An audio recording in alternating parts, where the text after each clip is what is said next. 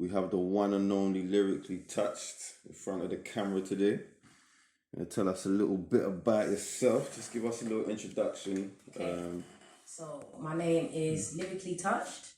I'm a rapper first and foremost, but I'm a rapper, singer, songwriter.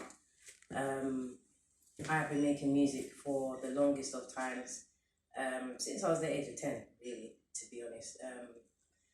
And yeah, I've just kind of transitioned from being a grime artist, grime and rap, to now singing more openly and doing a lot of like R&B soul kind of music. That's where I'm at today. Give us a little bit of background into your music. Like, when did you start making music? You know, what kind of music did you start making? So I made, I started off as a grime artist. Back in my days when I was, coming up being an artist, it was all about grime music. So yeah, started off doing grime.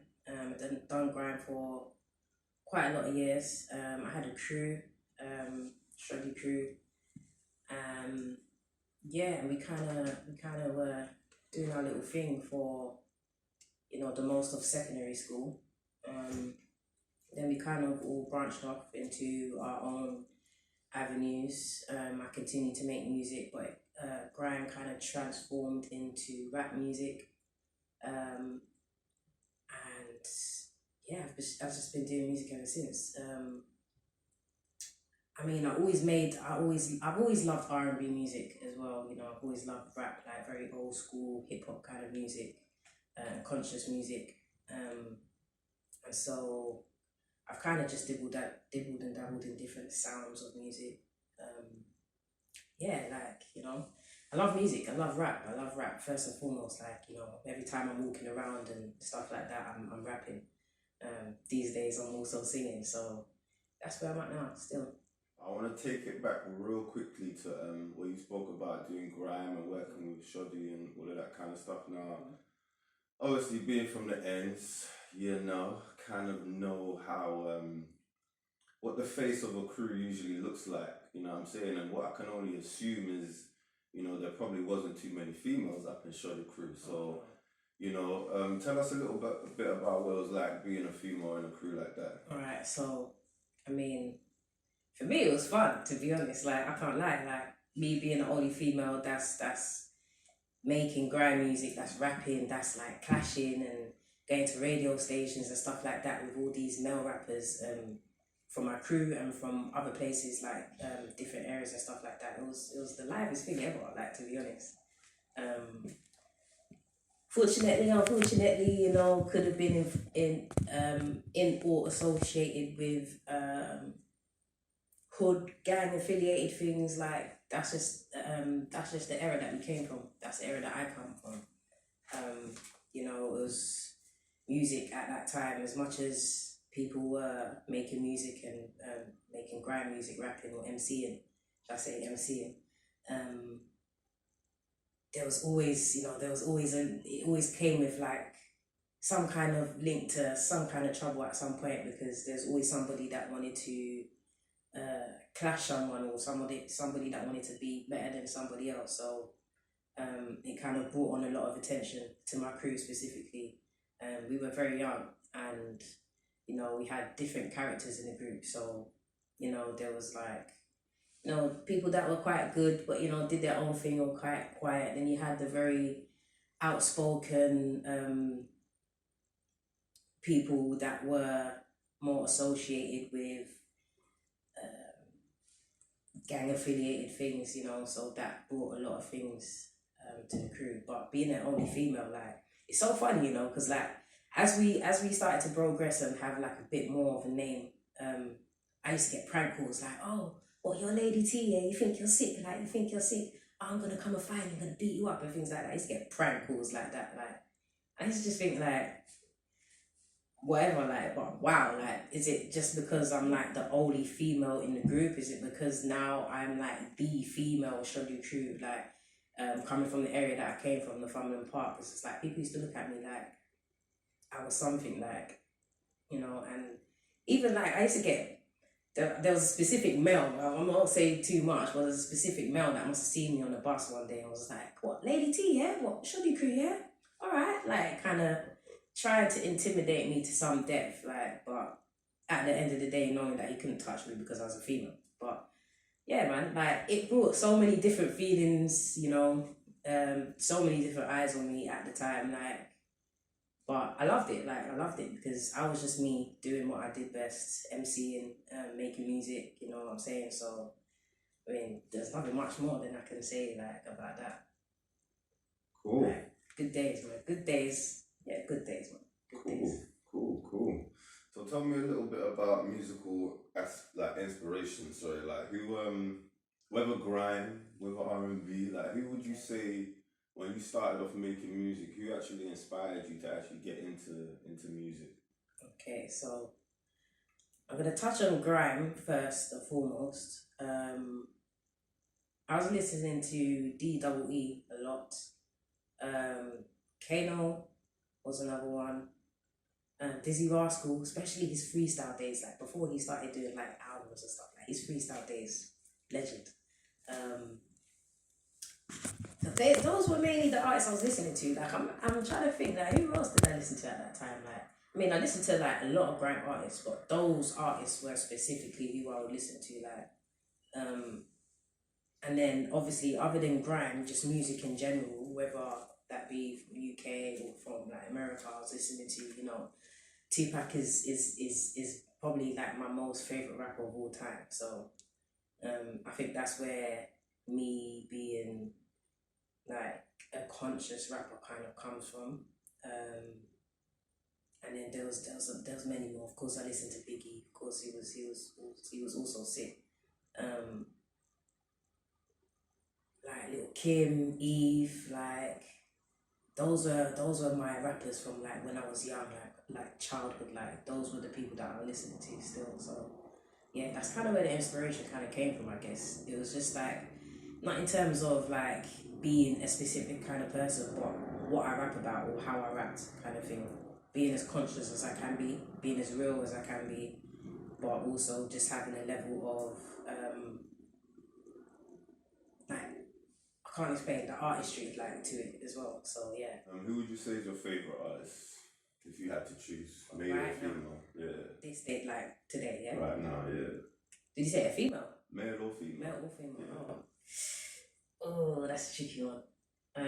You can choose one of each if you want. That's a tricky one. The reason why I say it's a tricky one, yeah, is because I'm weird. Like, I have phases, yeah. I have phases, right? So at some point, I might listen to a specific person, like for a long period of time, or a specific few people, and then other times I listen to everyone, right? So, I mean, where I'm at now, because I can also, I put myself in a little, I'm like in my own world kind of thing. So even up to now, there'll be a load of artists that I have no idea about, or I don't know their names, or I might know a song, but I don't know the name of the artist. So it makes this question tough, because even when I answer this question, like, I try to answer it as specific as I can, but it's still a tough one, because even then I'll say a name and then I think, oh, but then there's this person and there's that person. But in terms of just who I would go to listen to for like any kind of inspiration at any point, Drake will probably be one of my first rappers that I'll go for. How does it feel being a female in music, you know, in the UK? Do you feel like your art is appreciated? Do you feel like people expect more of you when you're a rapper and a female? I feel like the UK are definitely more warming to female talent these days, especially in the UK. I still feel like sometimes there's a bit of a extra push that us females have to give in terms of our voices being heard as an artist, or our music being heard. But at the same time, I feel like it is a very, very good time for female artists. 100%, it's a great time for female artists, and the industry as a whole, the UK industry 100%, and just like how we are as UK artists kind of in comparison to like the States. It's definitely a good time. It kind of just gives me more hope that, you know, there's space, there's a market for us as female artists. Because, I mean, I think everyone's music definitely deserves to be heard. Everyone definitely deserves a chance to be listened to and appreciated. I still feel like there are different kind of challenges that may occur on anyone's journey. There have been a few that have occurred on mine, in music, obviously. But I still feel like there's so much hope. There's so much hope for us female artists, most definitely. I'm excited, to be honest, because of like the projects that I have coming, and just the opportunities that can be created with that. It's definitely a time now to kind of just push as much as I can, in terms of my music being heard, in terms of me being heard and me being seen. And so right now it's a great time. It's a very good time. So this is a two-part question, my next one. Mm-hmm.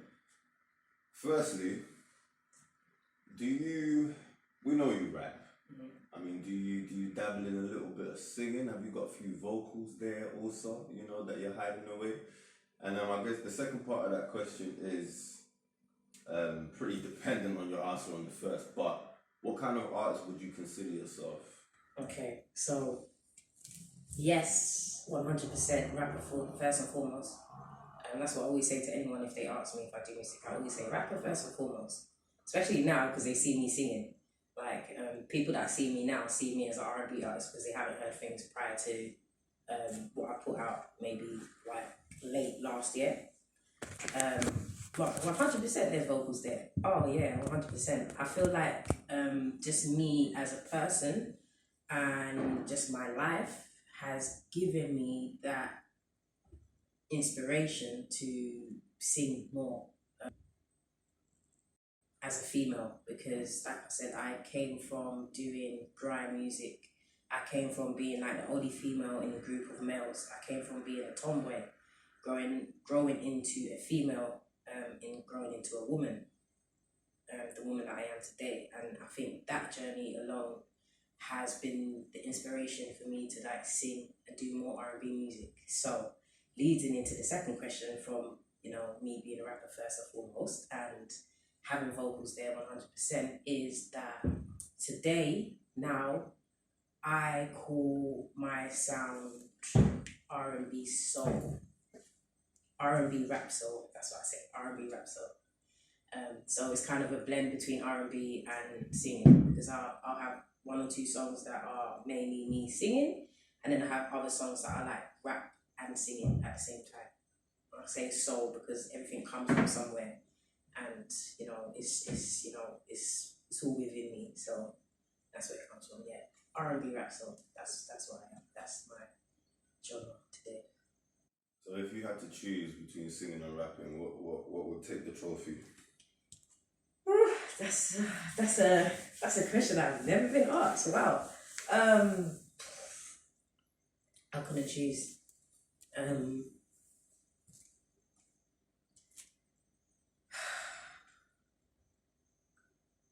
No, I'll probably stick to doing rap. I'm not gonna lie. To some depth, it will always be rap. Rap has to always be incorporated somehow. Like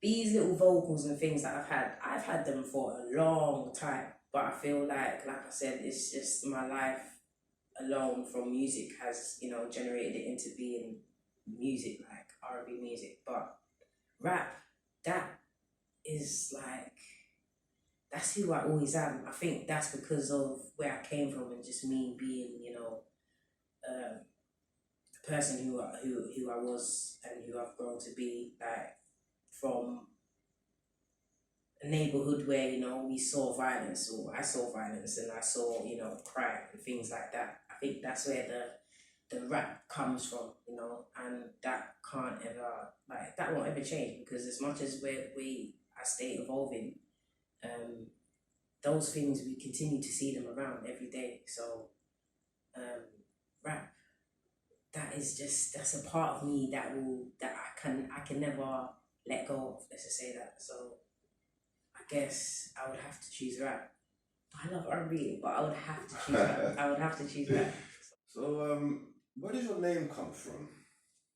My name, where does that come from? So when I was growing up, I was just called Lady T. My first name is Tiffany, and so that's just where it came from, Lady T. But obviously, as I grew up and continued to make music, I started to think about, if I ever became famous enough to the degree where a lot of people knew me and my music, would I want to be called Lady T? Like, what's the meaning? What's the depth behind it? Because I'm somebody that likes to have, like, a meaning behind something. And so I changed it to L.T, which was just kind of like it was like an abbreviation from like Lady T. But then I still had to consider what that meant. And so then Lyrically Touch came, and as much as it might be a little tongue twister, that's where I'm at, Lyrically Touch, because lyrically I feel that I am touched lyrically in terms of it's a gift, and I like to be as lyrical as I can be, meaning that I like to bring as much depth as I can to my music and my writing style. So Lyrically Touch that's where I'm at, and that's the meaning behind it.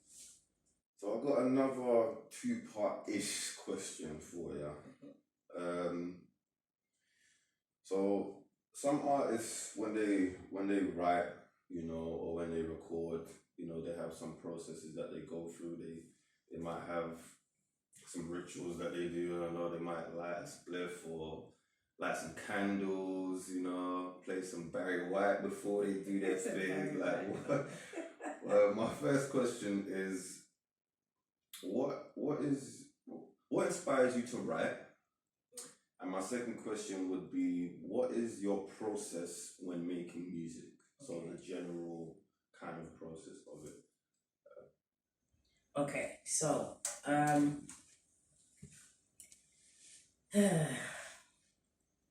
was once upon a time in my life where I would maybe light something up, have a little smoke, and begin my process of writing, which would just literally just to flow with whatever beat that I've chosen. At the time, I didn't really have much of a concept to follow.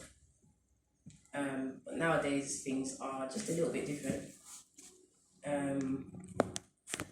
These days I kind of just write when I feel inspired.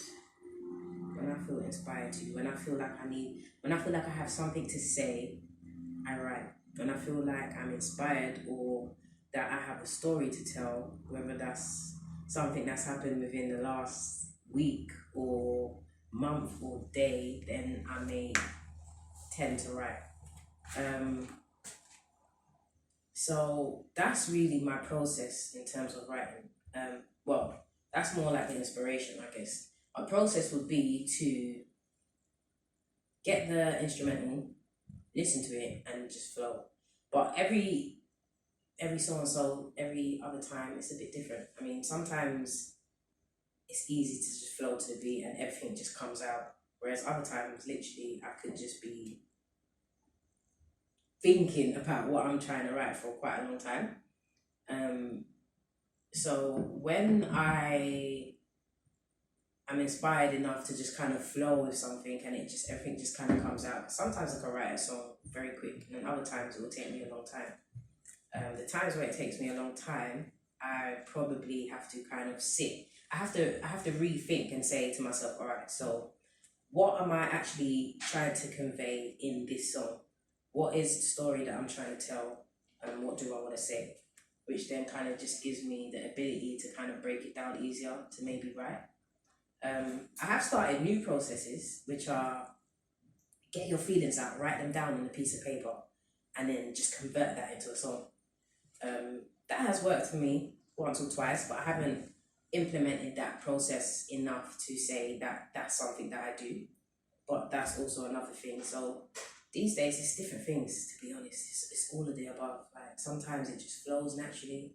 Other times I have to actually, kind of recoup and then say to myself, what do I want to put out, or what's the story that I want to tell. And then other times I just write. I just drop ideas down on paper. Not even ideas, feelings. I drop feelings down on paper and I write, and it comes out. Would you say that music is your main passion? Oh yeah, 100%. Like, do you have anything else that you do that you can kind of say comes close? I mean, you answer pretty fast, so I can kind of get your answer. But is there anything else that you do that kind of comes close to how you feel when you make music? No, there isn't. If I'm being honest, there's things that I do that I'm passionate about. But they're just kind of, I wouldn't say that, well, they're kind of everyday things that, a lot of people implement into their life. But then again, some of those things people are extremely passionate about. So, but no, nothing comes close to music. Nothing comes close to music. Just that. Cool. There's a question that I always ask artists when we speak, and a question that I'm asked a lot myself. Would you consider, would you say that there's a benefit in signing to a label? Like, would you consider signing to a label as an artist, or would you just prefer to stay independent, have control over your music, have control over your money, your image? What's your stance on that? I would prefer to stay independent. I think it's so much more easier. It's so much less of a headache. And I feel like it's easier just in terms of just being in the music industry, because I feel like there's a lot of people that are independent these days. And that's just more of an inspiration to just be independent. I've always said to myself that I kind of wanted to be behind a lot of the work that I do. And that's where that's my focus right now, is trying to be behind a lot of the things that I do. And for the most part, I've kind of reconsidered how famous I want to be.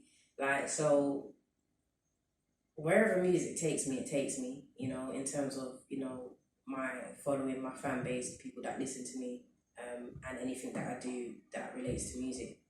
But for the most part, all I want, I think my main goals are to just have a good streaming fan base, and to get as much shows as I can, which is COVID and all that. It's not really that easy, but I think with those two things in place, I think I'll be alright. If you know what I mean. Like, I don't have to be famous doing tours worldwide and like touring all over the place and like selling CDs everywhere and stuff like that. I'm actually cool with, like, just a smaller success, to say that. Because I feel like I'm always going to be creating, I'm always going to be doing things that are also behind the scenes, as well as, making the music. And so independent would be the best avenue for me. And even just my personality, how I am. I mean, it's not easy for me to just take orders from someone and just kind of be under someone's wing all the time. Like, I like to just kind of break out of my own box and just kind of just be free and do what I want to do in my own time. And so, yeah, I think independent would be the best thing for me. Let's say a female artist, whether she wanted to rap or sing, what advice would you have for her getting into the music business, in the UK, or just getting into the music business as someone from the ends? What could you advise? First of all, I'll say do what you love and be yourself. Those are the two main important things. To not take any outside criticism too seriously. Just to be as authentic as you can be. Ultimately, those are the main things that will keep you inspired and motivated and as strong as you can be to just maintain being an artist. So yeah, be yourself, do what you love, be as authentic as you can be, and don't take on everything too seriously. Just be as free as you can be. I think that's the best advice that I can give to any artist, any female artist that's coming up in the scene. What advice would you give for someone that just feels like, I just can't write anymore, bro? Like, should I even do music anymore? Like, what do you say? To be patient, but to also keep going, basically.